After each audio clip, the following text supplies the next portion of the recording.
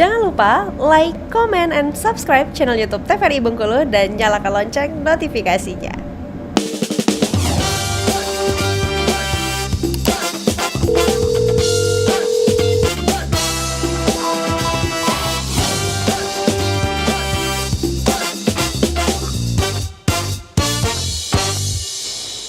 Baik, terima kasih pemirsa, masih di Dokter Kita TVRI Bengkulu bersama Kita Sehat tentunya, dan kita masih membahas mengenai depresi bersama Dokter Lista dan juga Dokter Bella untuk hari ini ya. Nah, sebelum ke slides mungkin ada pertanyaan dulu mengenai depresi ini. Depresi ini bisa sembuh nggak sih, Dok? Nah, siapa yang mau jawab? Dokter Bella atau Dokter Lista? Boleh, Ya. coba jawab ya. Ya. Jadi kalau pertanyaan depresi ini bisa sembuh atau enggak, sebenarnya bisa saja. Oh, bisa saja. Ya, tapi prosesnya itu panjang, gitu ya. Jadi saking panjangnya, makanya kita biasanya akan memakai istilah dia lebih ke terkontrolnya, Oke. gitu. Karena dia memang prosesnya panjang, jadi nggak bisa kayak cuman yaudah satu papan obatnya habis, udah aku nggak mau lagi itu. Oh, nggak bisa, itu belum stabil. Oke. Karena proses kita mempengaruhi neurotransmitter yang ada di otak itu butuh bertahap, gitu. Dan ditambah lagi ada banyak faktor yang harus kita pertimbangkan nih. Misal kita kan kalau anamnesis jiwa itu kan lebih panjang ya Kak ya. Jadi nggak bisa kayak anamnesis pada kasus-kasus targeted organ yang cuma sakitnya apa, dari kapan gitu, nggak bisa. Kita harus benar-benar lengkap. Ini orang ada trauma waktu kecil kah? Ini orang apakah kasus status perkawinannya itu adalah pada kasus perceraian? Lalu kehidupan tinggal di rumahnya seperti apa?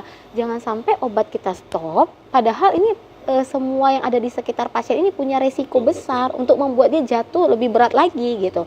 Jadi proses kita anamnesis atau wawancara medis ketika bertanya itu luas sekali. Dan kalau menurut kita ini rentan, memang ini pasiennya memang misalnya dalam proses perceraian nih Dok gitu, memang masih berlangsung gitu. Dan kita lihat riwayat traumatiknya itu berat sehingga dia akhirnya memutuskan perceraian misalnya.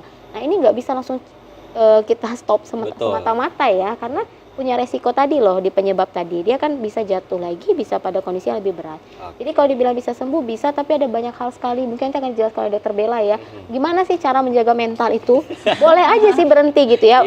Ketika udah satu paketnya udah selesai ya, artinya paketan obatnya udah selesai, diobservasi, tapi harus diyakini betul dia bisa menjaga mentalnya. Oke.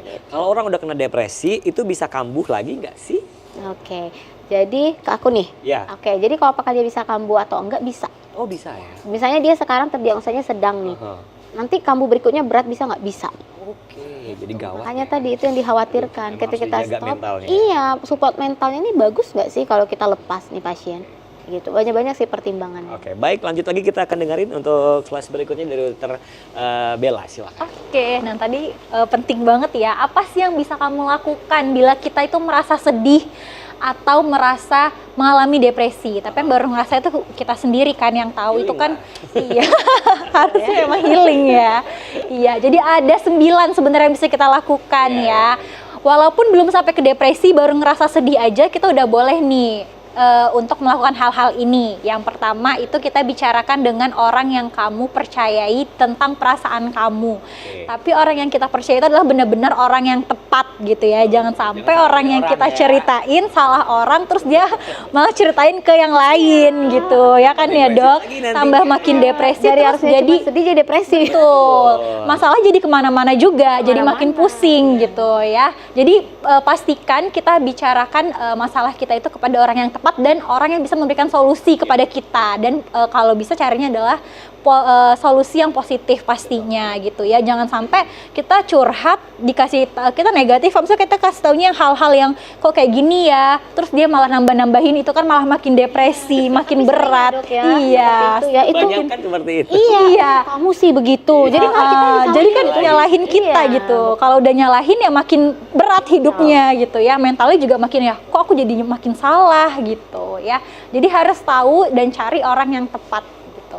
Terus cari bantuan profesional. Misalnya kita nggak menemukan nih orang yang tepat, kita bisa minta bantuan yang profesional. Bisa dimulai dengan tenaga kesehatan dan juga dokter, ke psikolog itu juga bisa, ke dokter umum yang ada di vaskes pertama, bukan hanya untuk ngobatin pasiennya, tapi kita sebagai dokter umum itu di fasilitas yang pertama itu juga bisa mendengarkan keluhan pasien, apalagi pasien-pasien dengan ini. Biasanya kan karena kami akan lebih mendengarkan gitu. Banyak pertanyaan-pertanyaan yang akan kami ajukan, terus kami dengarkan seperti itu ya. Jadi bukan hanya sakit aja, tapi tentang kesedihan, terus juga merasa depresi itu juga bisa langsung konsul ke dokternya seperti itu.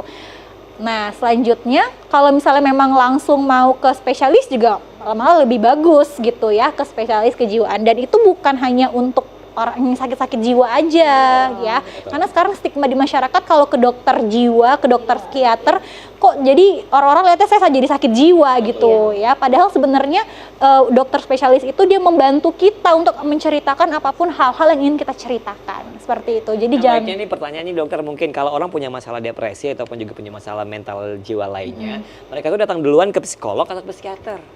Itu dia. Sebenarnya boleh aja, sama aja dua-duanya ya.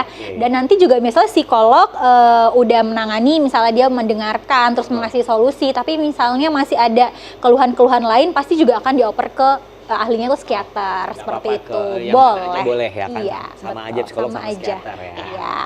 Terus kita yang ketiga ya, tetap menjaga hubungan baik dengan keluarga, teman dan orang sekitar. Itu tadi sama ya, kalau misalnya kita yang orang kita percaya itu kan biasanya adalah orang yang paling dekat sama kita. Jadi dahulukan orang-orang yang dekat sama kita, terutama adalah keluarga ya, karena support yang paling utama, yang paling pertama itu adalah dari keluarga gitu. Tapi kalau misalnya masalahnya itu dari keluarga yang buat gimana gitu ya, ya hindarin berarti, jangan malah makin curhat ya kan. Kalau yang buat misalnya ada perceraian atau misalnya apa gitu, mending langsung aja ke yang orang yang bisa kita percaya, dan juga ke psikolog, ke psikiater itu boleh juga gitu ya, supaya tetap sehat gitu jiwanya. Terus juga berolahraga secara teratur, biarpun hanya olahraganya ringan. Betul, ini bisa meningkatkan dopamin ya. Jadi rasa senang, tadi kan depresi ada gangguan dari dopamin menurun. Nah, gimana cara kita meningkatkan dopaminnya? Salah satunya adalah berolahraga gitu ya. Healing. Betul. Olahraga. Terus biasakan untuk makan tetap makan dan juga tidur teratur ya. Jadi tidur itu walaupun suka begadang tapi tetap harus diatur sebenarnya, pola tidurnya harus pola tidur yang baik, sama ya itu untuk dari hormonal itu sendiri gitu. Terus juga hindari konsumsi alkohol dan juga penggunaan narkoba. Terus karena itu juga bisa memperberat situasi depresi, atau emang depresinya disebabkan oleh hal-hal tersebut gitu ya. Bawahi juga nih, kebanyakan kalau orang-orang depresi itu larinya ke alkohol. Iya, betul. Mereka pikir bakalan hilang depresinya, padahal enggak. Padahal malah makin memperberat keadaan. Makin memperberat. Betul ya.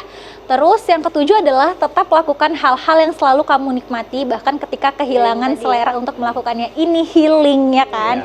Betul. Jadi jangan kerja terus juga bikin depresi loh ya kan, karena banyak beban hidup, lelah. Makanya kita butuh healing, ini tujuannya juga untuk meningkatkan dopamin supaya nggak jadi ke depresi tadi gitu ya. Kalau healing terus ya jadi depresi juga ya. juga gitu, muncul masalah stresor baru. Baru ya. Oke, berarti healing yang sewajarnya gitu ya. Terus juga tetap waspada dengan pikiran-pikiran negatif yang terus muncul, serta kritik diri yang berlebihan. Misalnya itu ada, biasanya paling banyak adalah omongan orang ya. Jadi kita nggak perlu pusingkan omongan orang, selama kita memang merasa benar seperti itu, nggak apa-apa, kita lakuin aja gitu ya. Yang penting kita masih berpikir positif gitu, jangan pikir apapun yang nggak kita pikir jauh itu juga nggak usah dulu gitu ya. Boleh kita menyusun, tapi jangan sampai itu yang membuat kita malah jadi pusing dan depresi gitu. Dan beri semangat dan selamat pada diri kita sendiri atas apa yang sudah kita dapatkan. Ini yang jarang banget kan, kayak kita udah kerja, harusnya kita tuh berterima kasih juga nih, kita masih sehat, masih kuat gitu ya. Dan jarang ya dok terpikir ya. Betul, sangat jarang terpikir, iya, mengalir, self reward, betul. Makanya kalau sekarang self reward yang paling ini, dikit-dikit self reward gitu ya. Nggak apa-apa, itu penting untuk meningkatkan supaya kita nggak sedih gitu, dan kita jadi berterima kasih sama diri sendiri gitu. Kan kita ini ngasih selamatnya ke orang lain. Iya. Ini lupa ya, kita udah kerja lama banget gitu ya. Tapi nggak self reward. Tapi nggak ada self rewardnya. Nah, terus bagaimana cara mengatasi stres dan mencapai jiwa-jiwa yang sehat? Sama aja ya, tambahannya itu adalah bisa kembangkan hobi. Yang dulunya misalnya kita punya hobi, tapi sekarang kita tinggalkan hobinya, boleh diambil lagi hobinya. Hobi-hobi yang baik ya. Misalnya dia jadi suka nyanyi kah, atau dia suka menggambar kah gitu. Atau suka healing-healing tadi gitu. Terus karena pekerjaan yang bikin dia pusing, mengarah ke sedih, mengarah akhir-akhir nanti depresi, itu boleh diingat lagi dulu kemarin yang bikin saya bahagia ternyata adalah hobi saya gitu. Jadi kembalilah ke hobi gitu ya. Terus juga meningkatkan ibadah, ini yang paling penting juga ya. Terus berpikiran positif sama yang tadi, dan tenangkan pikiran dengan relaksasi. Misalnya udah seharian, luangkanlah waktu untuk kita berpikir relaksasi gitu ya, kayak lebih nyantai gitu, jangan semuanya dipikir-pikirin yang negatif-negatif apalagi gitu. Dan jaga kesehatan dengan olahraga fisik, tidur yang cukup itu sangat penting, terus makan makanan yang bergizi, serta terapkan perilaku hidup bersih dan sehat. Gitu. Itu untuk mencapai jiwa-jiwa yang sehat gitu ya. Oke, baik. Nah, ya itu tadi untuk cara mengatasi namanya stres dan juga mencapai jiwa yang sehat ya kan. Nah, kalau yang namanya kita curhat ke orang lain ya kan. Tadi yang udah bilang kalau yang namanya depresi itu harus curhat ke orang lain ya kan. Nah, seberapa besar kemungkinan depresi itu hilang kalau kita curhat ke orang lain gitu? Oke. Jadi sebenarnya itu lebih ke kita harus bisa untuk mengungkapkan isi hati. Itu sebenarnya Tapi itu kan sulit kan? Iya, benar. Karena kebanyakan kita kan yaudah kita diemin aja gitu, kita pendam gitu. Tapi sebenarnya mencegah depresi ini salah satunya itu adalah kita harus pintar. Iya, untuk menyampaikan apa sih unek-unek kita. Nah, bisa dengan curhat tadi ke teman, bisa dengan menulis buku harian. Iya, jadi jangan terpaku hanya pada curhat saja. Memang yang paling gampang itu gitu ya. Karena ya udah tinggal telepon bestie ya istilahnya. Yang lagi gaul ya, bestie terus cerita gitu ya, atau sama keluarga terus cerita. Tapi kalau misalnya orangnya introvert nih, tertutup gitu, nggak mau bercerita, ya udah ambil buku, belajar untuk nulis. Apa sih yang kamu rasakan hari ini, tulis semua. Aku kesal, aku marah, aku ini, semuanya tuh ada dalam buku. Kemudian yang ketiga apa contohnya nih? Bisa aja kamu pergi ke pantai terus kamu teriak di situ. Nggak apa-apa gitu. Yang penting apa yang kamu rasakan itu keluar gitu. Di pantai itu teriak. Juga dokter bilang gila ya. Iya, tapi ya maksudnya tuh lihat-lihat juga gitu ya. Nah, misalnya udah agak gelap gitu ya, terus dia melampiaskan. Karena apa? Ketika apa yang ada dalam hati kita itu bisa kita sampaikan, bisa kita luapkan, otomatis stresor tadi yang kadarnya mungkin 100%, akhirnya sudah berkurang nih setidaknya 50%. Jadi udah keluar ibaratnya gitu ya. Memang masalah itu nggak hilang gitu, tapi setidaknya kadarnya udah berkurang. Sehingga harapannya mekanisme coping tubuh kita ini sudah bisa menghandle yang tinggal 50% tadi. Sehingga dia nggak jatuh dalam kondisi depresi. Atau juga bisa langsung curhat sama Tuhan gitu ya, bisa kan dia sedih-sedih gitu ya, jadi nggak mesti harus sama orang, tapi kalau misalnya orang-orang yang memang dia lebih plong, iya nggak ada yang percayain, langsung aja curhat sendiri, nangis sendiri, itu juga banyak orang yang seperti itu gitu ya, dan nggak mesti harus ada yang mendengarkan gitu, karena kan bisa lebih curhat sama Yang Maha Esa gitu. Oke, nah kalau cinta-cintaan ini kan banyak banget nih kasus-kasus yang mungkin membuat depresi itu karena permasalahan percintaan. Nah, sebenarnya yang harus dilakukan dalam masa percintaan ini apa sih dok? Agak nggak nyampe depresi gitu anak-anak muda ini, mungkin ada tipsnya dari dokter Bella atau dokter Lisda mungkin. Oke, dari aku dulu ya. Nanti berdua ya tipsnya ya, kalau tentang cinta ya. Oke, jadi kalau tentang cinta, cinta itu bisa jadi sebuah stresor. Iya. Jadi tapi nggak harus selalu cinta itu jadi stresor ya. Artinya nggak harus selalu masalah percintaan itu membuat kamu untuk menjadi gangguan jiwa atau mengalami depresi gitu. Gimana caranya? Ya itu tadi harus melakukan hal-hal yang tadi. Misal ketika ada permasalahan, ya udah coba untuk bercerita, coba untuk meluapkan gitu ya. Atau alihkan saja ketika lagi galau dengan hobi. Kalau orang hobinya olahraga lebih bagus menurut saya. Ada orang yang hobinya kan misalnya main tenis atau hobinya main bulu tangkis, lari gitu kan. Kalau sekarang lagi lari yang lagi booming ya, jogging gitu ya. Ya udah pergi aja jogging. Gitu itu akan lebih bagus, badan sehat, jiwa sehat.